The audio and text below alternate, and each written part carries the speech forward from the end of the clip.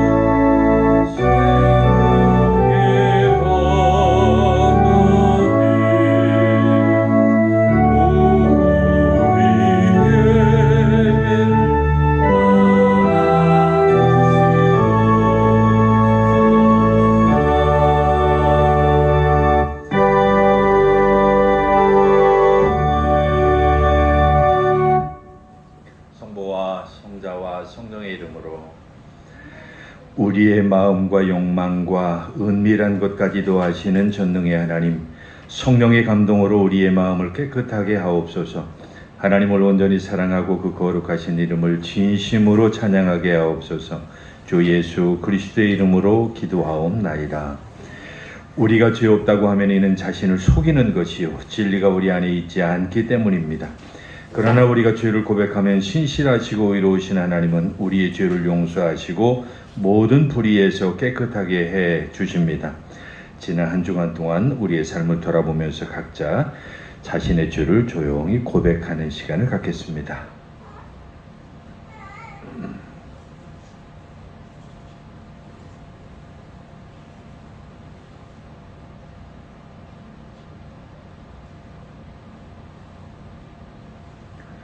우리는 죄에서 벗어날 수 없음을 고백하나이다. 우리는 생각과 말과 행위로 죄를 지었으며 원하는 선은 행치 아니하고 원하지 않는 악을 행하였나이다. 우리는 마음을 다하여 주를 사랑하지 않았으며 내 이웃을 내 몸과 같이 사랑하지도 않았나이다.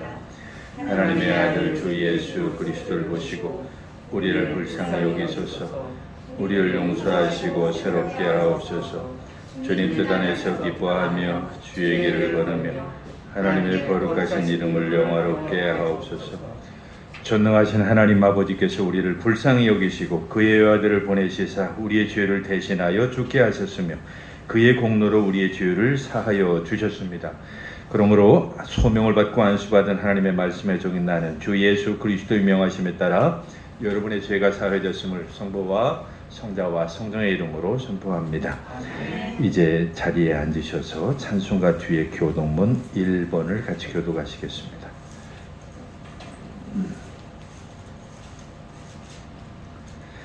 교동문 1번 시편 1편의 말씀입니다.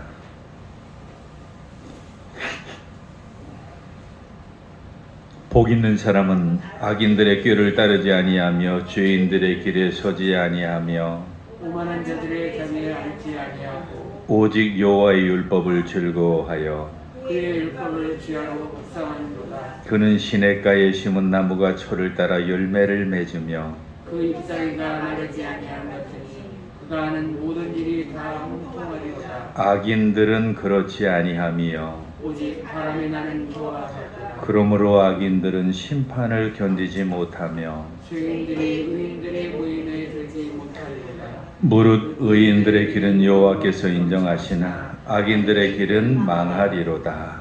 아멘.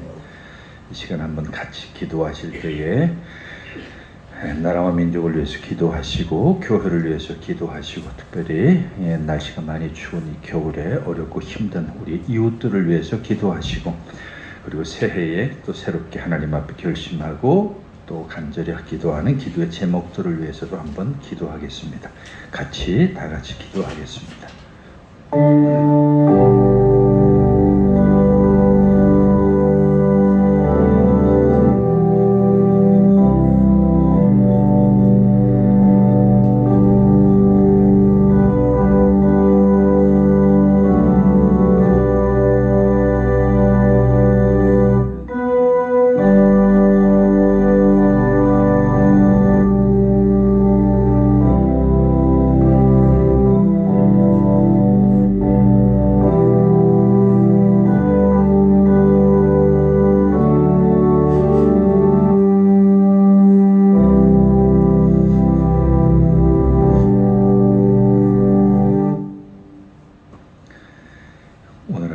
같이 보실 구약 성경의 말씀은 이사야서 42장에 있는 말씀입니다. 구약 성경 1018쪽에 있는 이사야서 42장 1절로 9절까지 말씀입니다.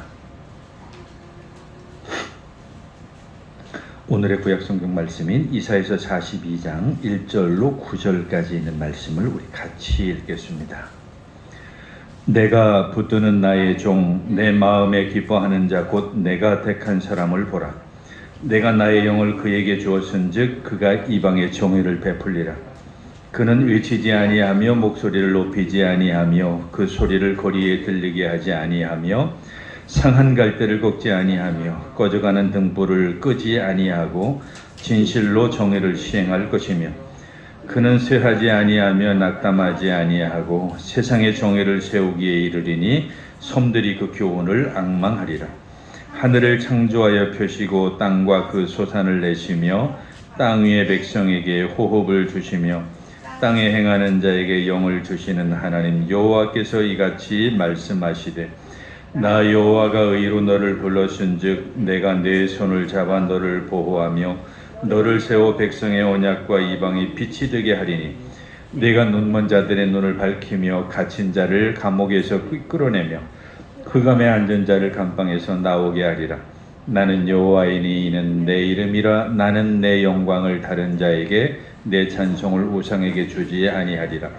보라, 전에 예언한 일이 이미 이루어졌느니라. 이제 내가 새 일을 알리노라. 그 일이 시작되기 전에 너희에게 이르노라. 아멘.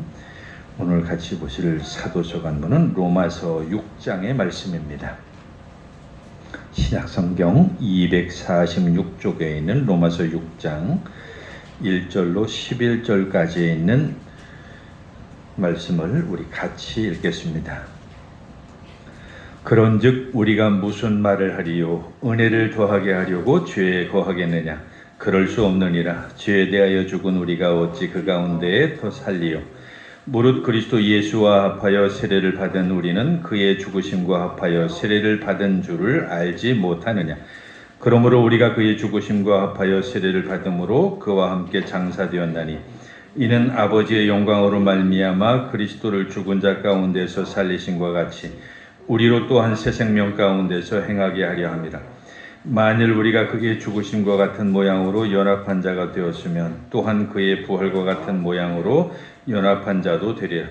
우리가 알거니와 우리 옛사람이 예수와 함께 십자가에 못 박힌 것은 죄의 몸이 죽어 다시는 우리가 죄에게 종노릇하지 아니함이니 이는 죽은 자가 죄에서 벗어나 의롭다 하심을 얻었음이라.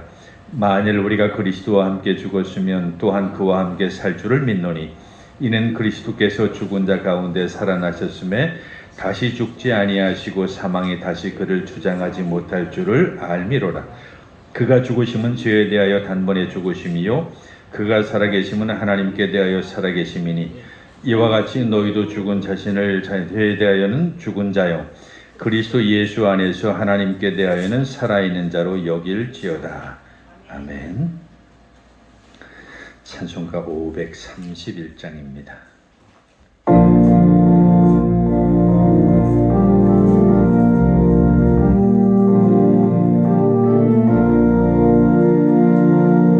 자비한 주께서 부르시네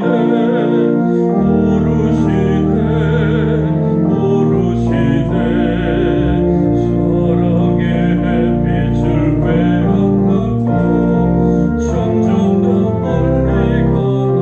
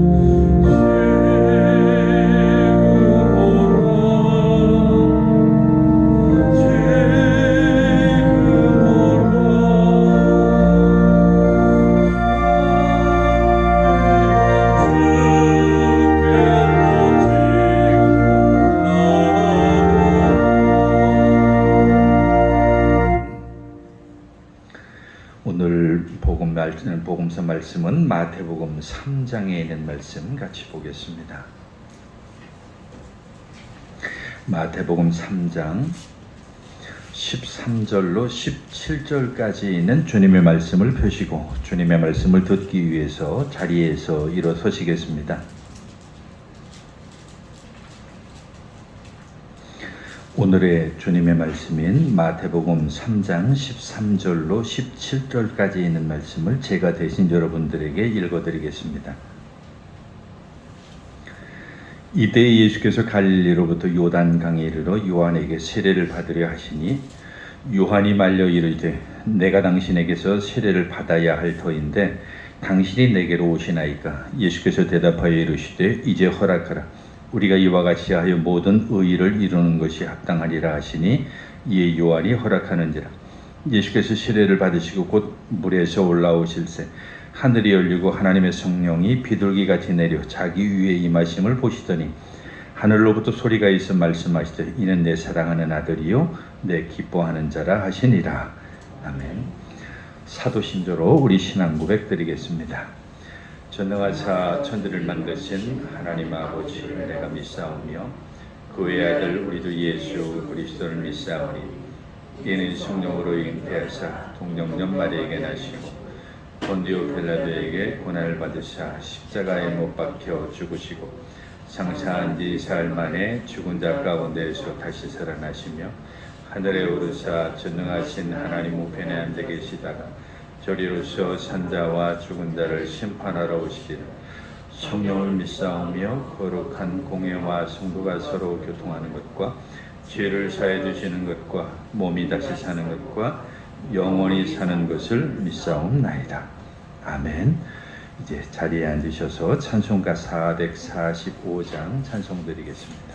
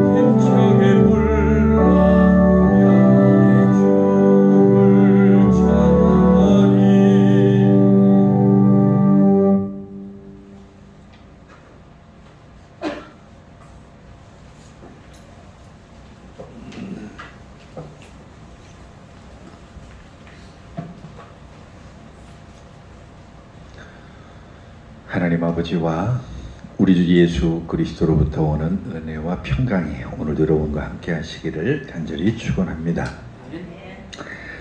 오늘은 특별히 이사야서 42장 1절로 9절까지 있는 말씀을 중심으로 해서 내가 붙드는 나의 종을 보라 라고 하는 제목으로 같이 은혜를 나눠보려고 합니다. 우리 사람들의 심리라고 하는 것이 좋을 때는 사실 다른 생각이 없죠. 그냥 내가 좋은 거예요. 그래서 뭐 좋은 일들이 많이 벌어지고 근심이나 걱정이 없을 때에는 대부분 뭐 누구를 탓한다거나 원망한다거나 뭐 아니 그런 일이 없죠. 보통 내가 잘해서 내가 열심히 살아서 내가 노력했기 때문에 내가 이런 즐거움을 얻는구나 뭐 이런 생각들 많이 가져서 이제 좋은 일이 많을 때는 자기중심적이 되죠. 그런데 사람이 좀 어렵고 힘든 일이 생기게 되면 그 어렵고 힘든 일이 생기게 된 그러한 것들을 내 탓입니다 라고 이렇게 말하는 사람들은 적어요. 어렵고 힘든 일이 생기게 되면 내 때문에 그렇게 되었다라고 생각하기보다는 도대체 그 원인이 뭘까를 가만히 생각하다가 남 탓을 많이 하게 되죠. 특히 예수 믿는 사람들도 마찬가지예요. 그래서 평소 좋은 일이 생길 때는 내가 이렇게 열심히 신앙생활을 하니까 하나님께서 이렇게 좋은 일을 많이 생기게 해주시고 내가 이렇게 하나님을 위해서 섬기고 시간을 투자하고 봉사하니까 하나님이 나에게 이렇게 좋은 일을 많이 갖다 주셨다고 감사합니다. 그런데 어렵고 힘든 일이 내게 닥치게 되면 당장 태도가 돌변하죠. Why me? 왜 하필이면 나입니까? 왜 하필이면 나한테 이렇게 어려운 일이 생기고 왜 하필이면 내 가족에게 이렇게 어려운 일이 생기고 왜 하필이면 나를 중심으로 해서 이렇게 힘든 일들이 생기는지 모르겠어요 라고 하면서 하나님을 원망하게 되고요. 심지어는 이제 불신으로 가게 되죠. 정말 하나님이 살아계신다고 하면 이럴 수는 없어. 정말 하나님이 살아계신다면 이럴 리가 없어. 그러면서 하나님의 존재 자체도 이제 부정을 하게 되는 그런 상황이 되게 됩니다. 뭐 사람은 다 똑같죠. 이스라엘 백성들이 사실은 그랬어요. 이스라엘 백성들이 똑같은 그런 상황에 처하게 되는데 그 이스라엘 백성들이 지나온 그 패턴을 보면 처음에 하나님께서 정말 어떤 어려움을 갖다 주시게 되죠. 예를 들면 아브라함이 이제 어려운 기근을 만났어요. 그러니까 그 기근을 피하기 위해서 어렵고 힘든 가운데 애굽에 갔죠. 아마 그때만 해도 하나님 원망 많이 하지 않았을까요? 하나님 그래도 그렇지 믿음의 조상이라고 불리는 이 아브라함이 이렇게 어려움을 당해서 되겠습니까? 라고 하는 그런 차원에서 그 기근이라고 하는 배고픔 속에서 얼마나 하나님을 원망했겠어요. 그런데 그 원망이 또 요셉이라고 하는 그 아들을 통해서 또 새롭게 하나님의 은혜와 축복으로 와닿았을 때는 아마 또 새로운 마음으로 했을 거예요. 그 당시는 그래도 내가 아들 하나는 잘났어. 내가 이런 아들을 둬서 내가 이렇게 호강을 하네. 뭐 이렇게 생각했을는지 모릅니다. 그런데 그 이스라엘 백성들이 애굽에서 큰 고생을 하면서 정말 어렵고 힘든 삶을 살아갈 때에 하나님 앞에 또 원망을 하게 되지요. 우리는 왜 이렇게 하나님을 믿는데 이런 종살이를 하면서 이런 어려움을 당해야 돼? 라고 하면서 하나님 앞에 원망했지만 또 모세를 보내주셔서 하나님께서 그 이스라엘 백성들을 출애굽을 시킵니다. 홍해가 갈라지고 10가지 재앙이 쏟아지고 할 이런 때만 해도 정말로 그 마음이 얼마나 뿌듯했겠어요. 야, 우리 하나님이 대단하신 분이야. 이런 하나님이 계시니까 내가 정말 살만하지 하면서 또 하나님을 찬송했을 거라고 생각이 듭니다. 그런데 광야 생활이라고 하는 그 어렵고 힘든 긴 시간들을 보내면서 또 역시 하나님을 원망을 하지요. 하나님, 우리가 애굽에 있었더라고 하면 그래도 종살이는 했어도 제대로 먹을 건 잘 먹었을 텐데 고작 주시는 게 이거 만나와 메추라기 요거밖에 안 먹으니까 이젠 질려서 더 이상 먹고 싶지도 않고 이제는 뭔가 좀 우리로 하여금 왜 이곳에 하나님께서 불러주셨는지 원망스럽습니다. 왜? 하나님이 약속하신 젖과 꿀이 흐르는 그 땅이라고 하는 것은 앞으로 미래에 있는 것이지 현실에 있는 것이 아니니까요. 그래서 또 하나님을 원망하고 모세를 원망하고 그런 힘든 세월 속에서 하나님께서도 결국은 약속한 대로 가나안 땅에 들어가게 해주시죠. 그래서 그 가나안 땅에 들어가서 여러 가지 그 과거의 삶에 비하면 유목 생활을 했던 그들이 거기 정착을 하고 또 그 비옥한 땅에서 많은 소출을 걷고 하니까 또 마음이 즐거워졌어요. 그러니까 거기 있는 우상들하고 타협을 하고 또 하나님에 대한 어떤 그 신앙을 또 잃어버리고 하는 이런 속에서 아주 즐겁고 흥겨운 생활을 살아가게 되죠. 그래서 그 소위 그 8세기 예언자라고 이야기하는 뭐 아모스를 비롯해서 그 당시 예언했던 사람들의 그 본문을 보면 그 이스라엘 사람들이 얼마나 타락했는가라고 하는 것이 거기 적나라하게 잘 기록이 되어 있어요. 정말 하나님을 잊었어요. 그때 많은 선지자들이 나와가지고 여러분 이러면 안 됩니다. 과거에 여러분들이 그렇게 섬겼던 그 하나님을 다시 찾지 않으면 안 됩니다라고 경고를 했지만 뭐 세상 그 일이라고 하는 게 그렇게 사람의 마음대로 되어지는 게 아니지요. 뭐 아수르부터 시작해서 나중에 이제 바벨론까지 큰 강대국이 되면서 결국은 많은 사람들이 포로로 잡혀가고 그리고 그 많은 사람들이 또 종살이를 하게 되고 어렵고 힘든 그 시절을 맞이하게 됩니다. 얼마나 힘들었으면 그 바벨론 강가에서 고향을 생각하면서 울었다라고 하는 그 노래 여러분 생각나시죠? 리버스 바빌론, 바다 리버로 바빌론 하면서 나간 그 노래가 바로 그거 바빌론 강가에서 고향을 생각하면서 눈물을 흘렸다고. 사실 그 향수라고 하는 게 물론 고고학적이나 역사학적으로 볼 때 그들이 바벨론에 잡혀가서 아주 호된 고생을 한 거는 아니에요. 거기서 나름대로 그들의 종교도 인정을 받았고 그들 나름대로의 삶을 살아갈 수 있는 공동체를 구성했지만 여러분 사실 저는 뭐 외국에 긴 생활을 살아본 그런 경험은 없지만 우리나라에서 이민을 간 사람들이 가장 어렵고 힘든 게 향수병이라고 그래요. 그래서 그 고향에 대한 그리움, 고향 생각, 그래서 그 고향에 대한 이야기나 생각만 나면 눈물이 흐른다고 하는 그런 사람들이 많아요. 특히 나이가 좀 드신 분들은 그 과거 한국 생활에 대한 기억들이 많으니까 더 그러겠죠. 그래 얼마나 힘들었겠어요. 그렇게 많이 힘든 가운데에서 긴 뭐 짧게는 50년, 길게는 70년이라고 하는 이 포로 생활 동안 하나님에 대한 존재가 의심스러운 거예요. 이럴 수가 있나?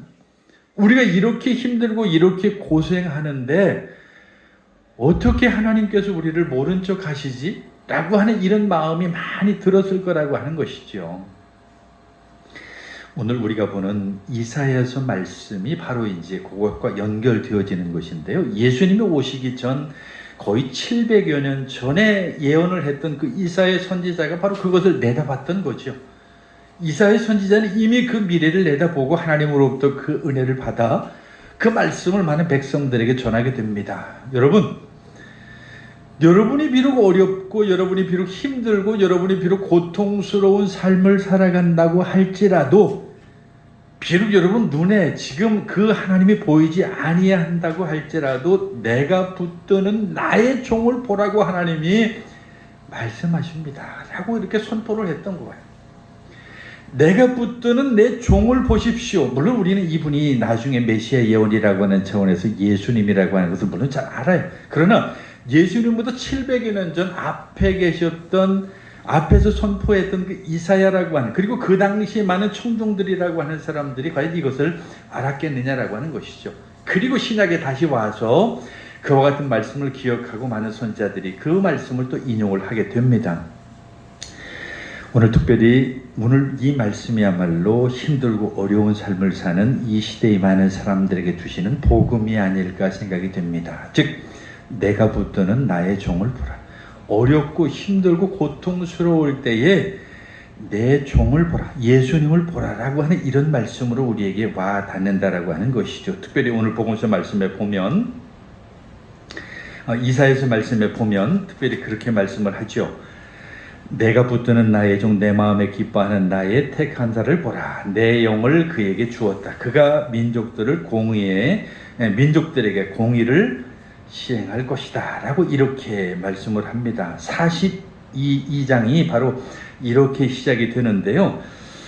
이건 좀 신학적으로 좀 중요한 내용 중에 하나예요. 왜냐하면 이 부분을 보통 우리는 뭐라고 표현하냐면 종의 노래라고 이렇게 표현을 하는데, 그 종의 노래라고 표현되어진 게 보통 세 개가 있는데 그 셋 중에 첫 번째에 해당하는 노래가 바로 오늘 우리가 읽은 이 이사야서 42장입니다. 그리고 이제 다음 주에 우리는 이사야서 49장에서 두 번째 종의 노래가 무엇인지 이제 보게 될 겁니다. 그리고 세 번째 종의 노래는 이사야서 50장에 있는데 바로 이제 종려주일 때에 우리가 그 본문을 읽게 될 것입니다. 자, 이러한 노래를 보면 이 주님의 종, 주의 종, 바로 그 종에 대한 이야기는 예수님에 대한 이야기인데요. 그 종에 대해 종이 어떤 분인가를 이 종의 노래가 설명을 하고 있다는 거예요. 그 종을 볼 것인데 그 종이 어떤 종이냐. 거기 1절에 다시 한번 제가 여러분에게 읽어드려 볼게요. 내가 붙드는 나의 종, 내 마음에 기뻐하는 자 곧 내가 택한 사람을 보라. 내가 나의 영을 그에게 주었은즉 그가 이방에게 정의를 베풀리라. 이 정의라고 하는 것을 베푸는, 근데 이 정의라고 하는 말이 오늘날에는 너무 흔해져서 별로 사람들에게 그렇게 와닿는 개념은 아닌 것 같아요. 이 공의라고도 이렇게 번역되어진 히브리어 차데크라고 하는 말인데요. 이런 것들이 오늘날 우리에게 그 당시처럼 와닿는 그런 것은 아니라고 하는 거 좀 안타깝죠. 왜냐하면 그 정치하는 사람들이 정의나 공의라고 하는 말을 아주 쉽게 사용을 해서 그들로 하여금 우리가 정의나 공의라고 하는 것이 우리가 생각하는 정의나 공의와는 좀 거리가 먼 것처럼 느껴지게 만들었기 때문에 그렇죠. 어쨌든 그 종이 오시면 정의가 실현되어질 것이라고 하는 그것이 바로 이 사람들에게는 얼마나 큰 위로가 되었는지 몰라요. 오늘 우리에게도 마찬가지입니다. 왜 정치하는 사람들이 정의, 공의라고 하는 말을 왜 많이 사용하겠어요? 정의라고 하는 말을 많이 사용하는 그 이유는 다른 그 이유가 없어요. 그건 뻔한 거예요. 이 땅에 정의가 이루어지지 아니하기 때문에 정의를 많이 이야기하는 거죠. 이 땅에 정의가 필요하기 때문에 정의를 이야기하는 거예요. 이 땅에 정의라고 하는 것이 소중하니까 정의를 이야기하는 거예요. 그래서 많은 사람들이 그래, 그 정의를 이루겠다라고 하는데 표 한 표 안 주겠어요? 그런 거죠. 바로 그 예수님께서 오셔서 그 정의를 이루시겠다라고 하는, 그런데 그 정의라고 하는 것은 정치인들이 이야기하는 그런 정의나 그런 공의가 아니라 정말 예수님께서 이 땅에 오셔서 공생애 동안 우리에게 보여주셨던, 그리고 정말 그렇게 말씀하셨던 그 내용에 있는 그 정의를 우리에게 보여주시겠다라고 하는 거예요. 그것이야말로 그 이사야에서 이야기하는 그 종의 본분이고 이 땅에 오신 목적이라고 하는 것이죠. 그런데 그 종이라고 하는 것을 이야기하면서 누구든지 그 주인의 뜻을 행하는 것이 종인데, 그 하나님의 뜻을 행하는 종으로서의 예수님의 모습을 이 성경은 우리에게 그렇게 말씀을 합니다마는, 그 종이라고 하는 개념을 이야기하면서 우리가 조금 생각해 볼 그 여지가 좀 있어요. 이 땅의 모든 사람들은 종의 삶을 살아가요. 제 말이 어떤 뜻인지 여러분이 혹시 이해를 하시기 위해서 제가 노래를 하나 여러분에게 좀 소개해 보려고 그래요. 그 밥 딜런이라고 하는 그 아주 유명한 그 팝 가수가 부른 그런 노래인데요. God Save Somebody라고 하는 그런 노래가 있어요. 그 종, 어떤 것인가를 섬기게 될 것이다 라고 하는 그런 이야기인데, 가사를 제가 조금만 한번 보여드릴까요?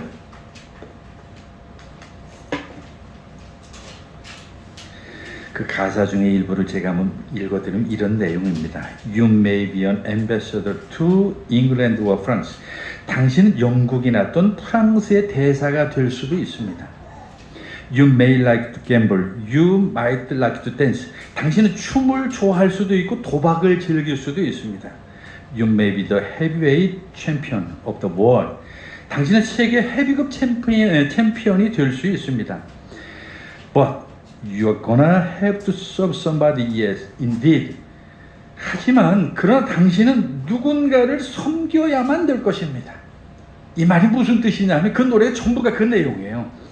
이 세상의 사람들은 다 무언가를 섬기는 종의 삶을 살아가는데, 그 종이라고 하는 그 종의 개념이 뭐냐면 그 모든 것이 되어진다라고 하는 그것은 곧 거기에 종이 되고 그런 우상이 되어서 살아간다라고 하는 것이죠. 오늘날 이 땅에 살아가는 사람들의 대부분이 바로 그러한 삶을 살아가요. 제가 여러분들에게 이렇게 이야기하면 여러분들이 어떻게 반박을 하실는지 모르겠어요. 지금 여러분들의 주인은 누구입니까? 지금 여러분들이 섬기는 것은 무엇입니까? 라고 이렇게 묻는다고 한다면 여러분들이 무엇이라고 대답할는지 모르겠어요. 그리고 여러분들 여기죠. 똑같은 반대로 이야기를 해서 여러분들은 어떤 것의 종이 되어서 살고 있습니까? 여러분들은 무엇의 종이 되어서 살고 있습니까? 라고 이렇게 묻는다고 한다면 정말 대답할 사람들 많을 거예요. 여러 가지 다양한 대답이 나올 거예요. 아마 오늘 우리 시대에서 가장 많은 대답이라고 하면 그런 것이 아닐 거예요. 특히 우리나라라고 한다면 그 자리를 차지하는 게 돈이 아닐까 나는 그런 생각을 해요. 돈의 노예가 돼서 돈을 섬기면서 살아가는 것이 오늘 이 땅에 현 시대, 우리 시대에 이 땅에 살아가는 사람들의 가장 두드러진 특징이 아닐까라고 하는 그런 생각이 들어요. 혹시라도 그 돈을 좀 어느 정도 가졌다고 한다면 두 번째로 거기를 조금 넘어서겠죠. 명예를 갖고 싶어 해요. 돈을 좀 가지게 되면 이제는 명예가 필요한 거예요. 그러니까 그 돈을 써서 내가 명예를 갖고 싶은 거죠.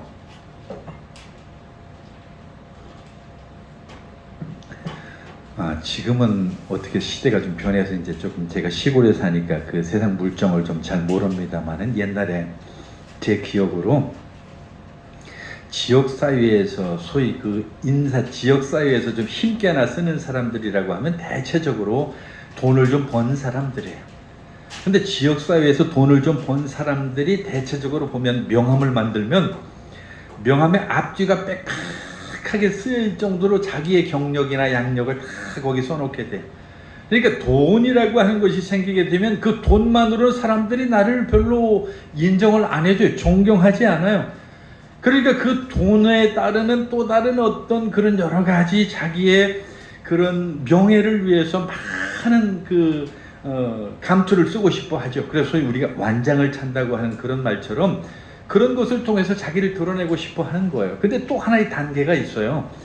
돈이 많이 생겨서 그런 명예를 갖추고 싶어 하면 그런 명예만으로 안 된다라고 하는 걸 이 사람들이 알아요. 그러니까 나중에 그 돈 많고 명예를 탐하던 그 사람들이 최종적으로 가는 데가 어디냐면 권력을 가지게 돼요. 그래서 그 사람들이 최종적으로는 그 지역사회에서 어떤 그 유지급이 돼가지고 뭐 군수를 한다거나 뭐 시장을 한다거나 뭐 이런 식으로 해서 자기의 위치를 공고히 하는 그런 것이죠. 그게 바로 오늘 현대인들이 살아가는 삶의 방식이고, 그리고 섬기는 것들이 바로 그런 것들을 섬기면서 살아가는 거죠. 즉 다시 말하면 그런 것들의 종이 되어서 살아가는 것이 현대인들이라고 하는 것이죠.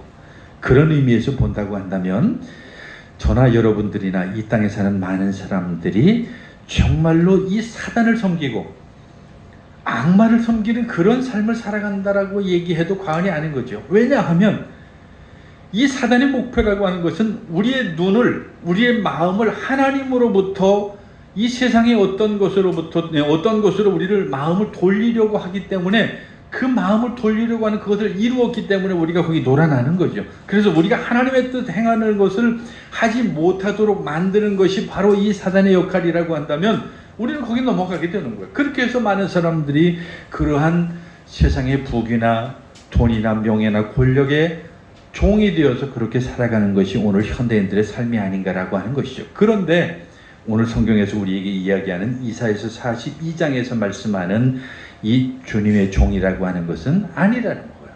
그러한 종이 아니라는 거예요.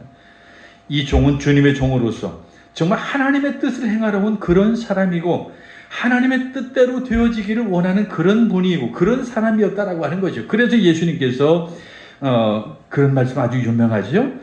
그러나 내 원대로 마옵시고 아버지의 원대로 하옵소서. 나는 나를 보내신 분의 뜻을 행하러 이 땅에 왔습니다 라고 이렇게 말하는. 그러니까 예수님은 하나님의 종으로서 이 땅에 오셨다라고 하는 것이죠.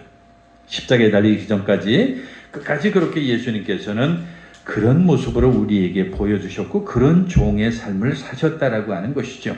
내가 붙드는 나의 종 내 마음에 기뻐하는 나의 택한 자, 바로 이게 예수님이라고 하는 거예요. 예수님은 아버지의 뜻을 행하러 오셨고 아버지는 사랑하는 아들의 정말로 귀한 그 사랑을 자랑스럽게 생각하셨던 그런 것이죠. 정말 그런 의미에서 보면 세례를 받을 때도 오늘 복음서의 말씀에 보면 이는 내 사랑하는 아들이요 내 기뻐하는 자라, 이런 하나님의 음성이 들렸다라고 그렇게 말씀을 하는 것을 보게 됩니다. 그런데 예수님께서 이 땅에 오셔서 어떻게 섬길 것인가라고 하는 거예요. 섬긴다라고 하는 이런 의미에서 본다고 하면 오늘 우리는 섬긴다라고 하는 말을 참 너무 쉽게 말하는 것이 아닌가 싶을 때가 있어요. 우리는 끊임없이 예수 믿는 사람들이 섬겨야 됩니다. 뭐 나보다 남을 낮게 여겨야 됩니다. 그런데도 결국은 이 마음 속에서 내가 대접받고 싶어하는 마음에서 우리 그 유혹을 벗어나지를 못해요. 제가 처음에 이제 직장 생활을 하다가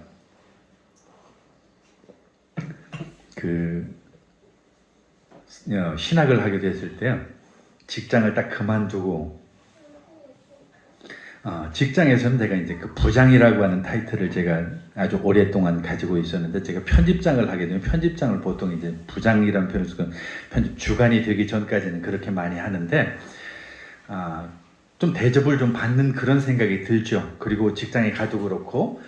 근데 어느 날 많은 사람들이 내가 그것을 그만둔 뒤고, 그리고 나를 모르는 사람들이 그런 상황 속에서도 나를 부를 때 호칭이 뭐라고 하는 전우영 씨라고 하는 이런 이야기를 들을 때 굉장히 불쾌하더라고요. 그 참 기분이 묘해요. 내가 그렇게 대접을 받으면서 그렇게 살았는데 어느 날 전우영 씨 하는데 굉장히 그 기분이 좋지가 않더라고요. 그래서 제 마음 속에도 역시 그 대접받고 싶어 하는 그런 마음이 있구나라고 하는 그런 생각을 내가 지울 수가 없어요. 지금도 그 생각을 하면 좀 부끄럽기도 한데, 그런 마음 때문에 우리는 끊임없이 뭔가 내가 대접을 받고 싶어 하는 거예요.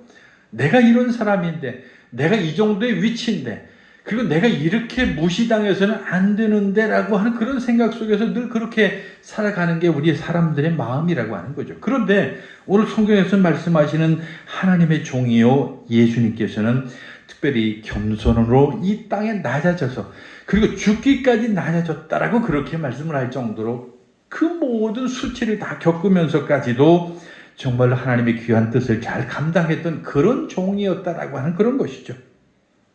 그래서 이사야서 말씀에 보면 그는 큰 소리를 지르거나 목소리를 높이거나 거리에 들리게 하지 않고 상한 갈대를 꺾지 아니하고 꺼져가는 등불도 끄지 아니하는 그런 분이었다라고 성경은 우리에게 그렇게 소개를 합니다.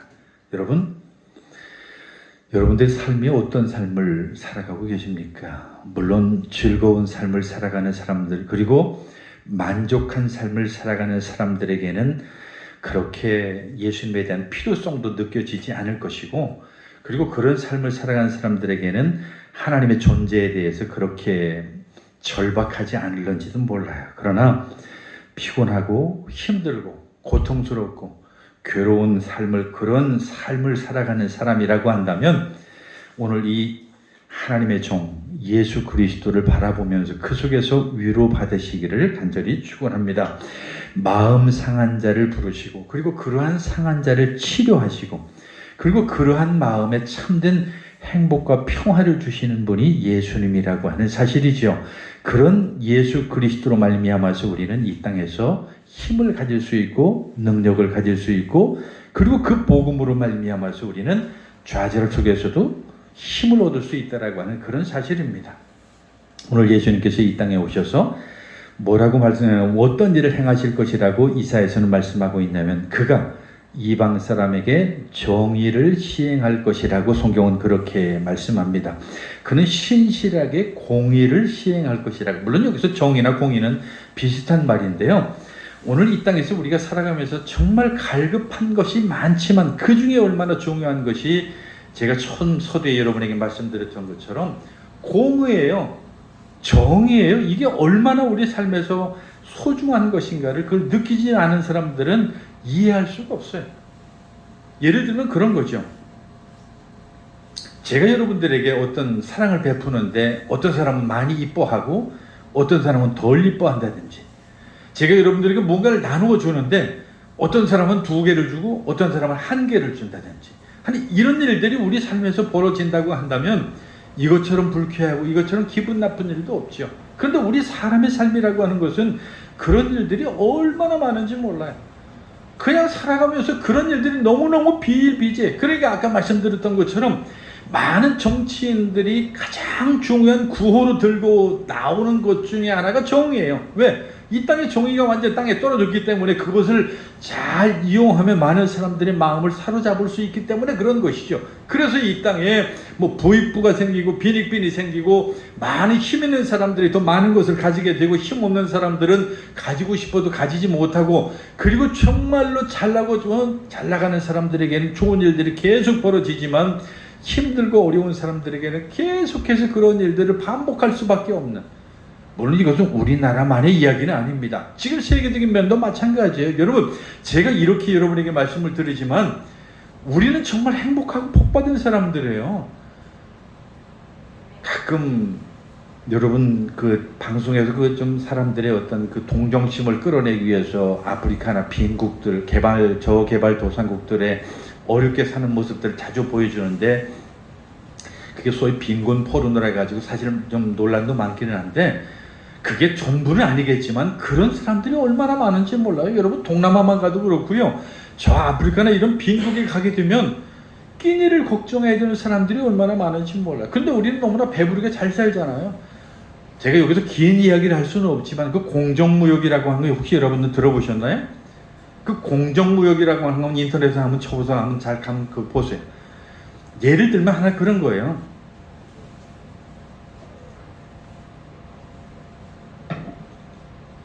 우리는 커피를 지금 이렇게 맛있게 사서 마시고 있지만 그 커피를 생산하기 위해서 얼마나 많은 노동자들이 그 힘든 일을 감당하고 있는지 혹시 아세요? 이건 거의 뭐 몸을 혹사시켜서 그 죽음에 이르는 그런 일들을 감당하면서, 예를 들면 이게 여러분이 어떻게 느낄지는 모르겠는데요. 하루 임금이 1달러예요. 그런 최빈국들은. 한 1달러가 얼마예요? 우리나라 지금 환율로 계산하면 1200원이에요. 하루 열심히 일해봐야 1200원을 벌어서 그걸 나 혼자 먹고 사는 게 아니라 일자리가 없으니까 그 가장이 어떻게 그 1200원을 벌어서 가족이 먹고 살아야 돼요. 그러니까 이런 일들이 벌어진다고 생각하면 불공정에 대해서 우리는 아무것도 생각해 보지 않았지만 이 세상이 불공평하다는 생각 그들은 안 하겠어요? 저 한국이라고 하는 나라는 먹을 것이 남아서 음식 실어기가 너무 넘쳐나게 되고 뭐 그냥 뭐 유통기한 지난 음식들이 막 쓰레기에 버려지는데 산더미 같지만 버려지고, 어떤 나라 사람들은 그 1000원을 가지고 온 가족이 먹고 살아야 된다고 하는데 그들이 생각할 때 얼마나 하나님이 원망스럽고 그들이 생각할 때 이 세상이 얼마나 불공평하겠어요. 그러니까 좀 더 넓은 차원에서 본다고 하면 그런 것들이죠. 그러한 이 세상에 많은 정의가 무너지고 공의가 무너지는 그러한 것들 속에서 종이신 예수님께서 오시면 이 땅에 바로 그러한 정의를 실현하시고 그러한 공의를 실현하시겠다라고 하는 거지요. 그리고 그 예수님께서 실제 그런 삶을 우리에게 보여주셨죠. 그래서 그런 약속을 우리에게 보여주시고 그러한 것으로 말미암아서 우리는 그 예수님을 믿는 사람들이 바로 그리스도인들이라고 하는 것이죠. 더 중요한 것은 그분이 오셔서 이 땅의 많은 사람들에게 그러한 믿음의 눈을 뜨게 하셔서 그런 것을 보게 하시고 그런 것을 실현하게 하시고 그런 것을 통해서 그 속에 참 자유함을 얻게 하셨다라고 하는 것이죠. 제가 지난주에 갈라디아서 말씀을 드리면서 그 갈라디아에서 나오는 그리스도인의 자유에 대해서 잠깐 말씀을 드렸는데요. 그 이야기를 조금 기억하시면 좋을 것 같아요. 이런 모든 불공정을 떠나고 모든 것을 다 떠나서 오늘 이 땅에 어떤 이런 환경 속에 살면서 우리는 불행하다, 우리는 뭐 정말로 못됐다, 우리는 정말 살 가치도 없다, 이렇게 고민하고 이렇게 정말 좌절을 해야 되겠냐, 아니라는 거죠. 우리가 힘들고 고통스럽고 근심 속에 살지라도 마치 바울이 그랬던 것처럼 내가 빈곤에 처할 줄도 알고 부유함에 처할 줄도 아는 그 자유함을 얻었던 것처럼 오늘 이런 현실 속에서도 내가 참 자유함이 무엇인지를 깨닫는 사람은 그 믿음의 눈을 통해서 이 현실 속에 바라볼 수 있는 진정한 자유함을 찾을 수 있다고 하는 것이죠. 그래서 내 현실하고 상관없이 내가 웃을 수 있고 내가 현실하고 내 상관없이 내 마음이 여유를 가질 수가 있고 내 현실하고 상관없이 내가 하나님 앞에 감사할 수 있는 그 믿음을 우리가 알게 되는 거고 깨닫게 되는 겁니다. 바로 그게 진정한 자유라고 하는 것이죠. 그래서 예수님께서 마지막 십자가에서 그 돌아가실 때 하셨던 그 말씀, 내가 다 이루었다. 예수님께서 그렇게 말씀하시고 그런 삶을 사셨다고 한다면, 그리고 예수님께서 그렇게 약해지거나 낙심하지 아니했다고 한다면 역시 우리도 약해져서는 안 될 줄 압니다. 낙심해서는 안 될 줄 압니다. 우리의 믿음과 확신과 용기가 그리스도 안에 있기 때문에 그런 것이죠. 오늘 저나 여러분이 어렵고 힘든 일을 당했다 할지라도, 그런 상황에 있다고 할지라도 이 땅의 공의를 위해서 오신 예수 그리스도를 보시고 그 속에서 참된 공의를 느끼고 경험하고 참된 자유 안에 살 수 있기를 간절히 축원합니다. 기도하겠습니다. 사랑이 많으신 하나님, 오늘 이 땅에 종으로 오셔서 하나님의 뜻을 행하시고 하나님의 귀한 뜻을 우리에게 가르쳐 주셨던 주님, 이 땅에 우리가 우리 중심적인 삶을 살아가지 않게 하시고 종으로 사셨던 그분을 바라보게 하시고 그 안에서 위로를 얻게 하시며 그분의 공의와 정의를 기대하고 믿게 하여 주시옵소서. 예수님의 이름으로 기도하옵나이다. 아멘.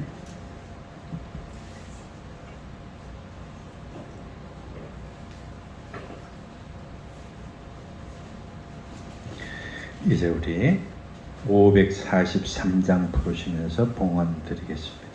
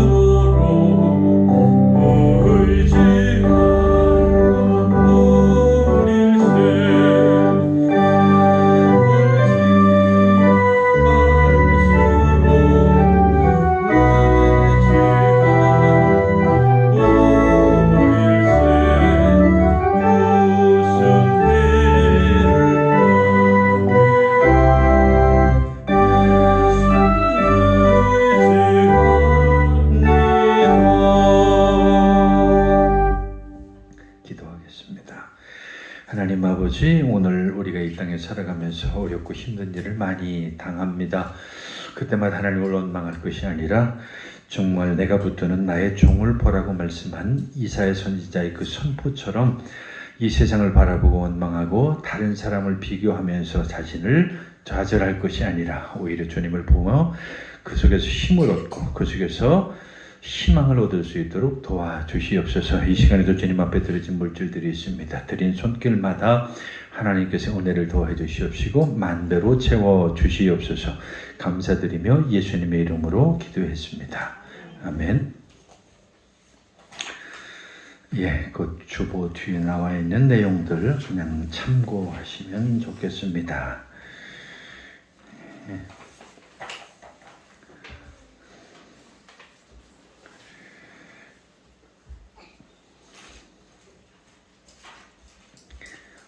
일단 식사 시간에 한번 잠깐 소개를 받도록 할게요. 우리 오늘 나오셨는데 다 같이 자리에서 일어나셔서 이제 1장 찬송 부르시면서 축도로 마치도록 하겠습니다.